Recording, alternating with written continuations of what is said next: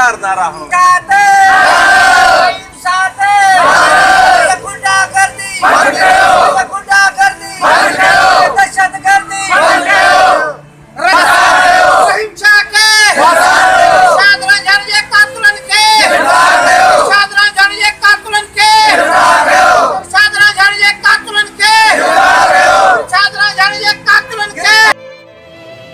जी नाज़रीन, मां तव्हांखे ॿुधाईंदो हलां त कराची में यूसी चेयरमैन हथां क़तलु थियल कॉम्प्रेस अॻवान अरशाद रांझानी जे क़त्ल ख़िलाफ़ मेयर में सिंध यूनाइटेड पार्टी पारां गुलाम मुस्तफ़ा चांडियो, हमीद सूमरो, शबीर मंगी ऐं ॿियनि जी अॻवानी में एहतिजाजी मुज़ाहिरो करे मेयर प्रेस क्लब ऐं घंटाघर चौक ॾाढो धरणो हयो। उन मौक़े ते मुज़ाहिरीन अरशाद रांझानी जे क़त्ल ख़िलाफ़ सख़्तु नारेबाज़ी कई।